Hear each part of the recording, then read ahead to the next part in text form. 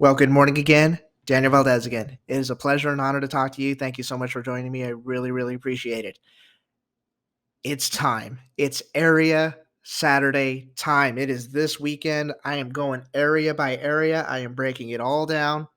I'm going to go over some quick rules real quick, some things that may be a little bit different than past years, and then we get right to the areas. We break it all down, and then we get out of your way. This is the most intense series of marching band contests in the United States, bar none. Nobody else holds a candle to it. It is wild. It is sometimes unpredictable, and a lot can happen. A lot can happen this week, not just with who advances and who doesn't, but which programs take that next step, which programs are ready to not just, hey, we're not here to just get to area and survive in advance. No, we're here to get to that Alamo Dome and get a couple of performances in there. We all know what that means. So let's go over some very quick rules real quick, and then we'll go over the areas. So first things first, area judging, 5 judges, 3 music judges, 2 marching or 2 visual judges. It's not called marching anymore. It's visual. Visual judges, 3 music, 2 visual judges. The music judges get the exact same sheets. The visual judges get the exact same sheets. Cool? Cool. Here's a couple of things that are a little bit different this year than previous year, and a couple of things to keep in mind before we start going off lists and stuff like that.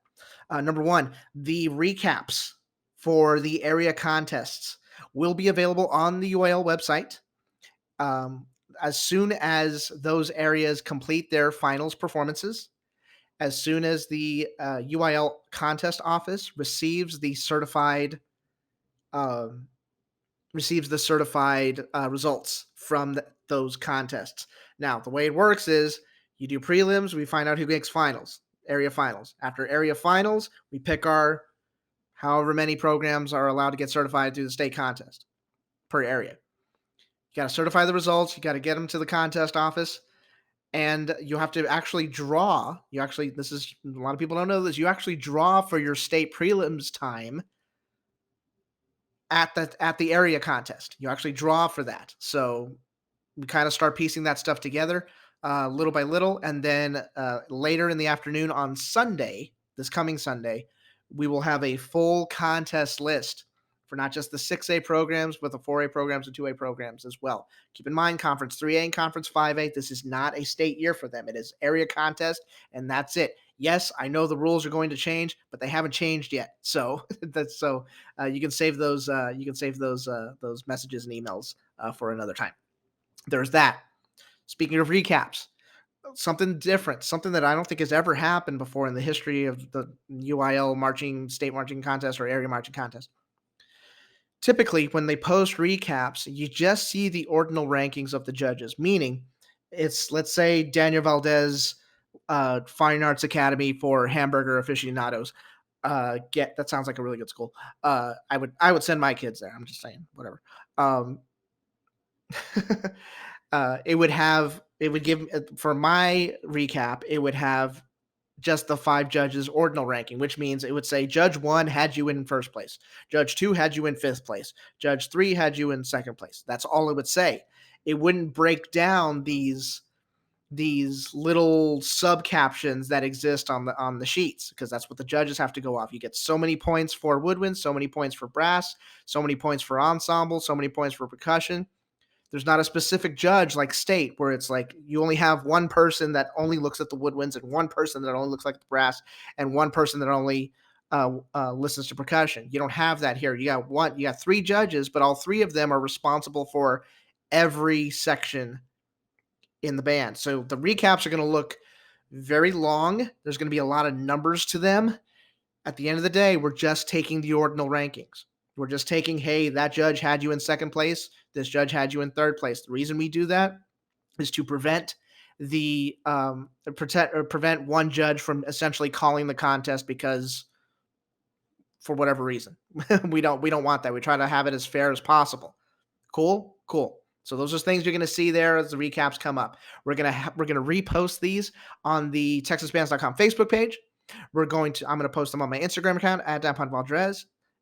So make sure you follow me there, and I'll have up to date as soon as they come in. as long as they're certified, we're gonna throw them in there, and we'll get you all updated on all that stuff. So keep those on hand, keep those websites bookmarked, and let's get to it.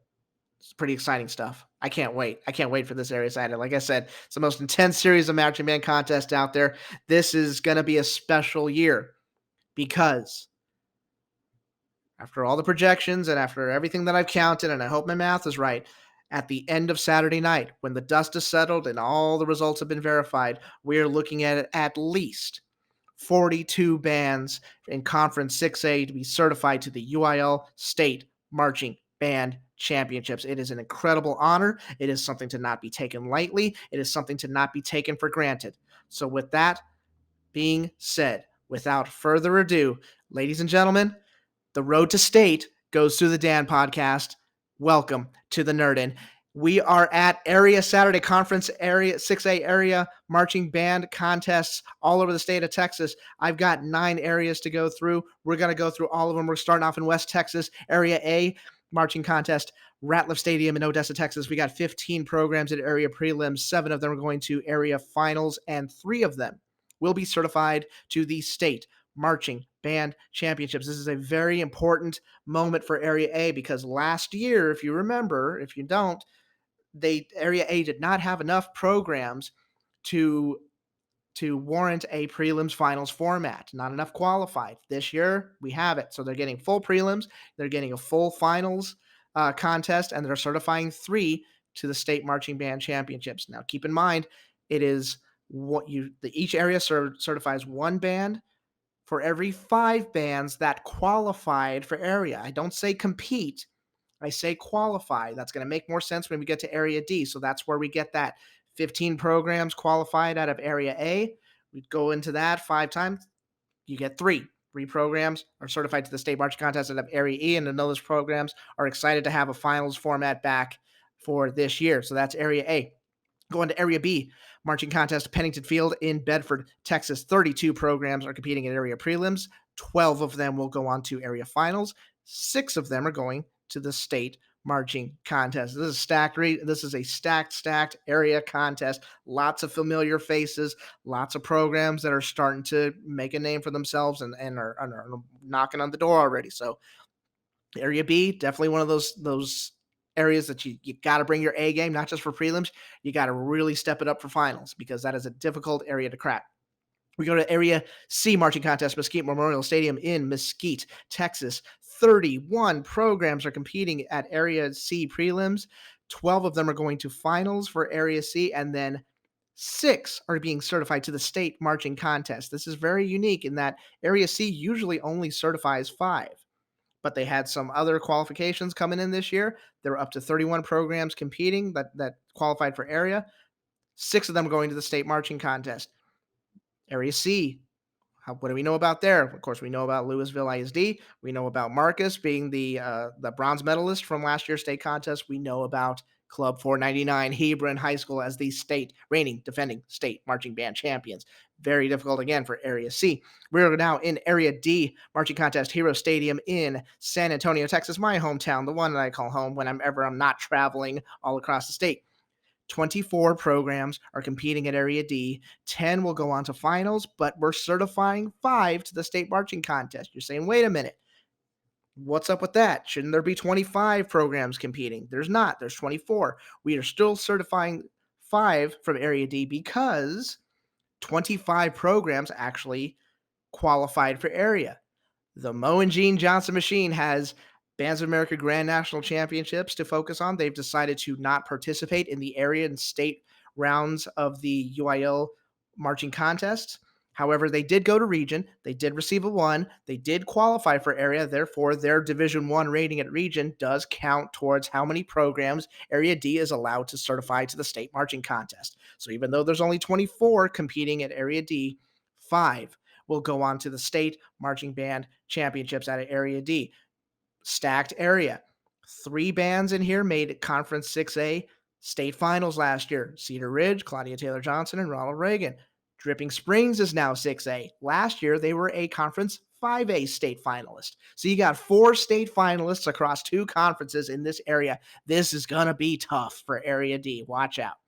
We are now on to Area E marching contest, Challenger Columbia Stadium in Webster, Texas. We got 25 programs competing in area prelims. 10 will go to finals for area, and 5 will be certified to the state marching contest. I don't know what it is about Area E. Could be just because the programs are very, very good, but this is one of those areas that you just can't predict. You really can't. So I use this term objectively good.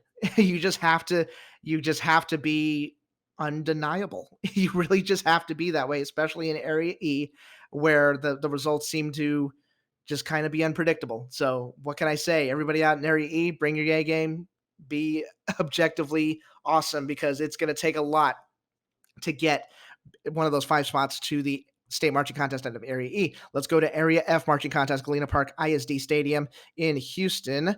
That is 26 programs competing in area prelims. 10 will go to finals, and 5 will be certified to the state marching band championships. Great stuff indeed from all these North Houston programs. Can't wait to see what turns out at Area F.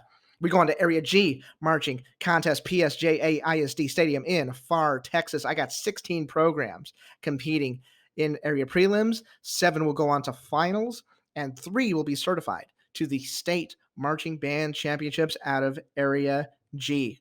Always good stuff from them. Let's see what they turn up this year. We go into Area H marching contest, DW Rutledge Stadium in Converse, Texas. That is the San Antonio area. 21 programs are competing in area prelims. 10 will go on to finals. 4 will go on to the state marching band championships out of Area H. Just a quick reminder, Westlake, Vista Ridge, and the silver medalist from last year, Vandergrift High School, they're all in this area. Who's going to get that 4th spot? It's going to be a big contest trying to get that final spot. Yeah, there's going to be some interesting stuff coming out of Area H, to say the least. Always such a great contest, and it's a small contest as well. So if you're in the area, you may want to get out there and check it out. Pretty good stuff there. And then last but not least, Area I marching contest at the Berry Center in Cypress, Texas. 29 programs are competing in area prelims. 10 will go to area finals. 5 will be certified to the state marching contest. Once again, like Area E, this is one of those areas, Area I, that you just can't predict. It always seems like prelims and finals, it's just crazy. You can't predict it. It's off the wall. It's wild. You never know what is going to happen at this Area I contest. So a lot of great programs that are there, a lot of programs that have had a lot of success this season, not just in the Bands America realm, but also in the local contest realms as well. So objectively good. You got to bring it. Prelims, you do your thing. Finals, you got to go all out because you're not sure if that's going to be one of the last times you're going to put your uniform on. That is all of the areas right there for 6A Area Saturday. My goodness, that is 42, at least 42 programs certified to the state marching band championships. How do you get there? You got to lay it all out, and that is a difficult thing to do. That's a difficult thing to do. It always is. Giving 1,000% best effort into something. I don't care what it is. I don't care if it's marching band. I don't care if it's making a chicken parm.